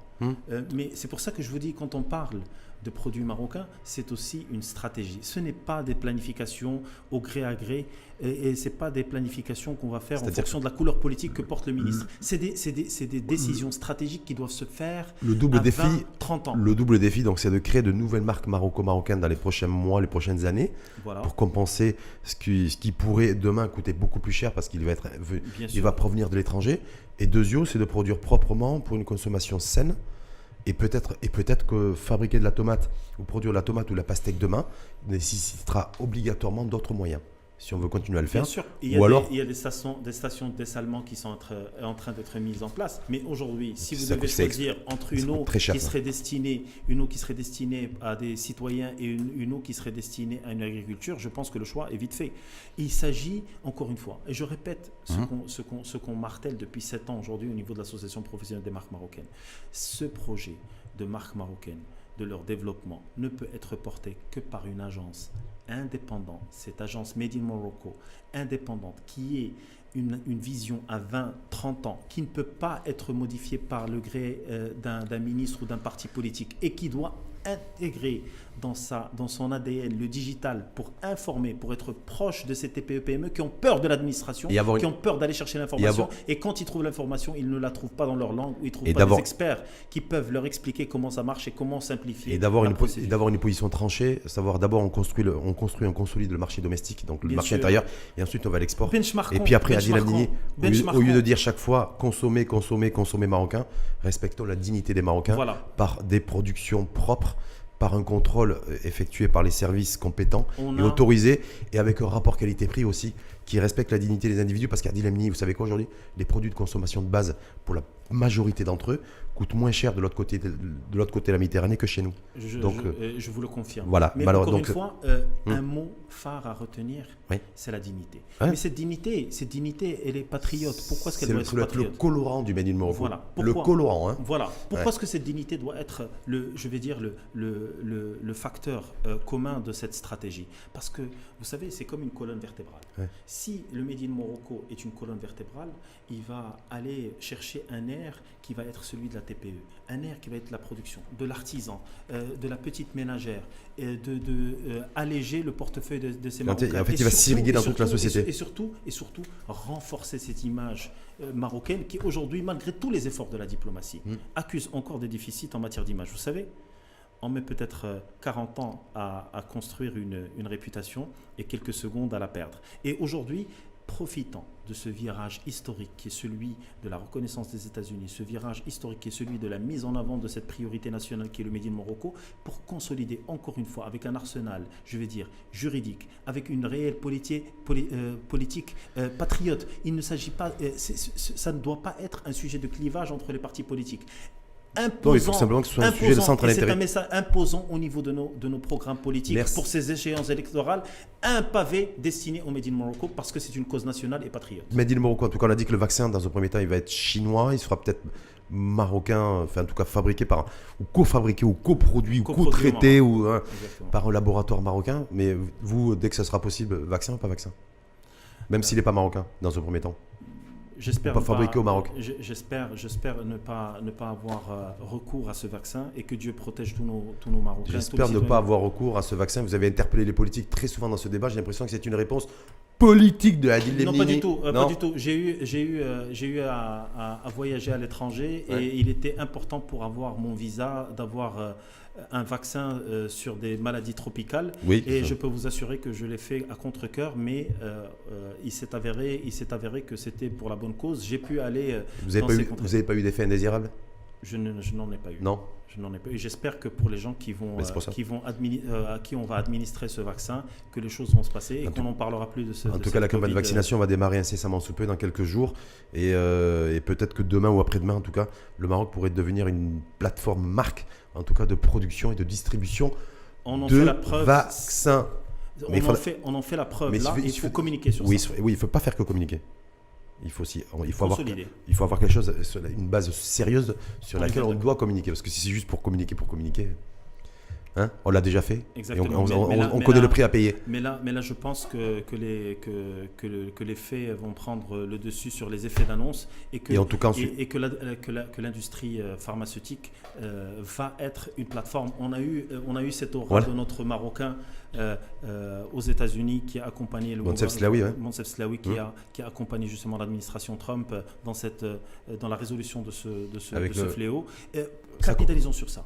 Capitalisons encore une fois. C'est des petites actions, mais qui peuvent avoir des impacts très importants sur l'image de notre pays à l'international. Au moins, si on arrive à nous situer dans la carte, on va vérifier que cette parce qu'en fait, l'enjeu de fabrication de plein de petites marques en toile de fond et en convergence, c'est la marque Maroc et l'attractivité du pays. Merci infiniment. Merci à Adil Lemnini, c'était agréable, c'était sympa, c'était dynamique. On démarre avec la reconnaissance des États-Unis du Sahara marocain, puis on finit avec le vaccin chinois dans un premier temps, qui pourrait être marocanisé dans un second temps et qui pourrait constituer une marque de fabrique du Maroc sur les prochaines années. Voilà. On a fait le tour du monde et comme on le dit à l'association professionnelle des marques marocains, on dit proudly Moroccan, truly international, fièrement marocain et convaincu d'être international. Sans oublier qu'on est aussi des citoyens du monde, on l'a vu avec ce Covid et ce virus aussi. On n'est plus dans on a une tous économie été logés qui est celle à la même du enseigne. Maroc, mais on est des clients de l'international. Merci infiniment à vous en tout cas, Adil Lemnini, je rappelle président de l'association professionnelle des marques marocaines, donc je l'avais dit tout à l'heure, dédié à accompagner les entreprises nationales, pas à penser tiroir caisse et profit bénéfice, mais à penser d'abord développement marque au travers d'une vraie stratégie qui soit prospective et une gouvernance saine. Merci. C'est comme consommer sain. Pour consommer sain, en fait, il faut avoir une gouvernance saine. L'effet de corrélation a été prouvé et aujourd'hui, les sociétés ou les entreprises qui sont dans cette optique-là ont un accroissement automatique de leur chiffre d'affaires ou de leur visibilité de plus de 15%. Merci, 15% en plus. Merci infiniment. C'est bon à savoir d'ailleurs. Merci en tout cas à vous une fois de plus. Merci à vous de nous mettre en avant. Et puis à bientôt. À bientôt. Et puis bonne chance. Merci.